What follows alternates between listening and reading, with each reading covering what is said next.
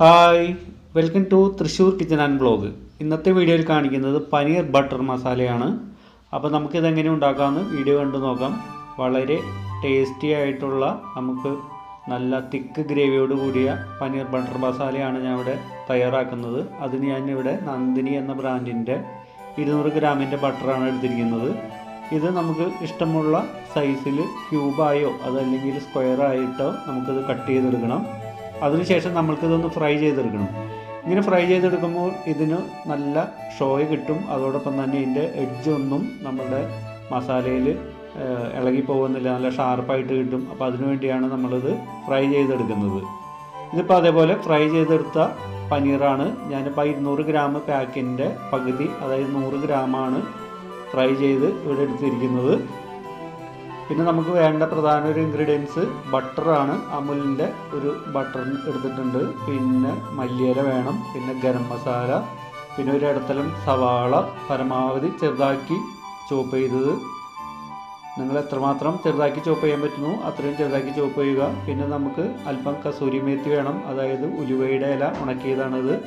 പിന്നെ നമുക്ക് അല്പം ചാറ്റ് മസാല, മുളക് പൊടി, ഇത് അജന്ത ക്രീം, പിന്നെ cashew nut paste, ginger garlic paste, 2 തക്കാളി പേസ്റ്റാക്കി വെച്ചിട്ടുണ്ട്. പിന്നെ ഒരല്പം കാശ്മീരി ചില്ലി പൗഡറും നമ്മൾക്ക് ആവശ്യമുണ്ട്.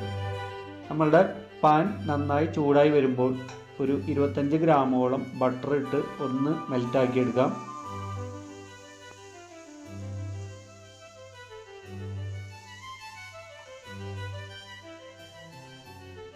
മീഡിയം ഫ്ലെയിമിലിട്ട് വേണം നമ്മളുടെ ബട്ടർ മെൽറ്റാക്കി എടുക്കാൻ.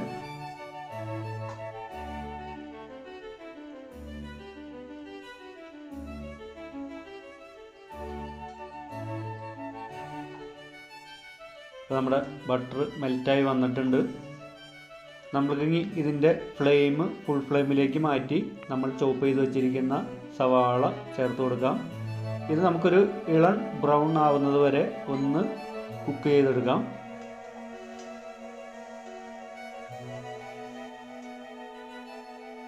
നമ്മളുടെ സവാള ഇളം ബ്രൗണായി വന്നിട്ടുണ്ട്. ഇതിലേക്ക് നമ്മളുടെ ടൊമാറ്റോ പേസ്റ്റ്, അതായത് തക്കാളി പേസ്റ്റ് ചേർത്ത് കൊടുത്ത് ഒന്ന് സോട്ട് ചെയ്തെടുക്കാം.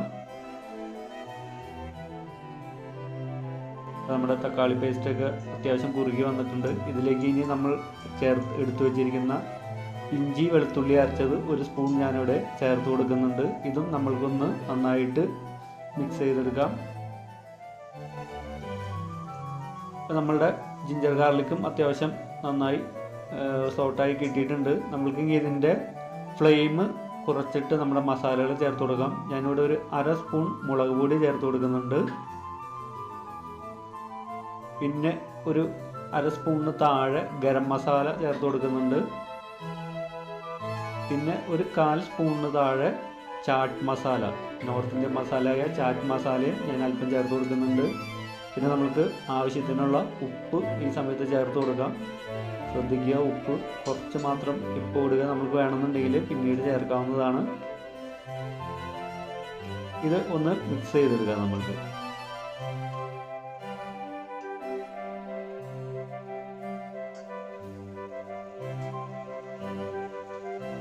ഇനി ഇതിലേക്ക് ഒരു 1/2 സ്പൂണോളം കാശ്മീരി ചില്ലി പൗഡർ ചേർത്ത് കൊടുക്കുന്നുണ്ട്. ഇത് ഓപ്ഷണലാണ്. കാശ്മീരി ചില്ലി പൗഡർ ഇല്ലെങ്കിൽ നിങ്ങൾക്ക് റെഡ് കളർ ചേർത്ത് കൊടുക്കാവുന്നതാണ്. നമ്മളിപ്പോൾ നാച്ചുറലായിട്ടുള്ള ചേരുവകൾ മാത്രമാണ് ചേർക്കുന്നത്, അതുകൊണ്ട് ഞാൻ ഇവിടെ കളർ ഉപയോഗിക്കുന്നില്ല. പകരം കാശ്മീരി ചില്ലി പൗഡർ അല്പം ചേർത്ത് കൊടുക്കുകയാണ് നല്ല കളറിന് വേണ്ടി. ഇനി ഇതിലേക്ക് നമ്മളുടെ കാഷ്നട്ട് പേസ്റ്റ് ചേർത്ത് കൊടുക്കാം. ഞാനിവിടെ കാഷ്നട്ട് ബോയിൽ ചെയ്ത് പേസ്റ്റാക്കിയാണ് വെച്ചിരിക്കുന്നത്. ഇത് നമുക്ക് നന്നായിട്ടൊന്ന് വെള്ളം വറ്റിച്ചെടുക്കാം. നന്നായിട്ടൊന്ന് തിള വരുന്നത് വരെ നമ്മൾക്ക് ഇളക്കി കൊടുക്കാം.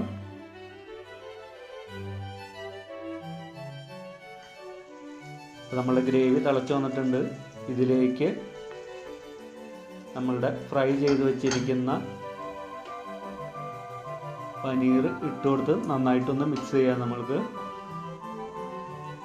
നമ്മളുടെ പനീർ ബട്ടർ മസാല ഏകദേശം റെഡി ആയിട്ടുണ്ട്.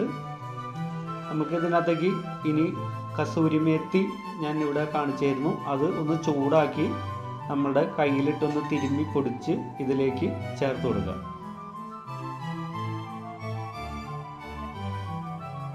കസൂരി മേത്തി എന്ന് പറയുന്നത് നമ്മളുടെ ഉലുവയുടെ ഇല ഉണക്കിയെടുത്തിരിക്കുന്ന ഒരു ഇൻഗ്രീഡിയൻ്റ് ആണ്.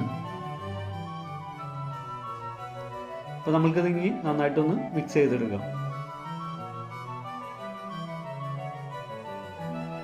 അപ്പോൾ നമ്മളുടെ പനീർ ബട്ടർ മസാല ഏകദേശം റെഡി ആയിട്ടുണ്ട്. ഇത് നമുക്കൊരു സെർവിങ് ബൗളിലേക്ക് പകർത്തി ഒന്ന് ഗാർണിഷ് ചെയ്യാം.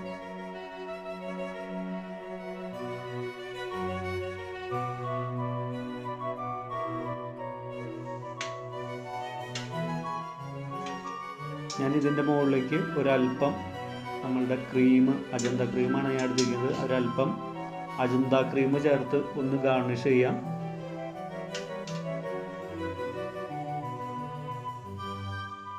നിങ്ങൾക്ക് ഇഷ്ടമുള്ള ഡിസൈൻ നമ്മൾക്ക് ഈ അജന്ത ക്രീം കൊണ്ട് ഉണ്ടാക്കാം. അതിന് മുകളിലേക്ക് ഞാൻ ഒരല്പം ബട്ടർ ചോപ്പ് ചെയ്തത് ഇട്ട് കൊടുക്കുന്നുണ്ട്. അതോടൊപ്പം തന്നെ ഒരു അല്പം മല്ലിയില ചോപ്പ് ചെയ്ത് ഇതിൻ്റെ മുകളിലേക്ക് ചേർത്ത് കൊടുക്കുന്നുണ്ട്. അപ്പോൾ നമ്മുടെ പനീർ ബട്ടർ മസാല ഇവിടെ റെഡി ആയിട്ടുണ്ട്. എല്ലാവരും ഇത് ചെയ്തു നോക്കുക. നിങ്ങളുടെ അഭിപ്രായങ്ങൾ കമൻറ്റ് ചെയ്യുക. അപ്പോൾ വീഡിയോ കണ്ട നിങ്ങൾക്ക് എല്ലാവർക്കും ഒരിക്കൽ കൂടി നന്ദി.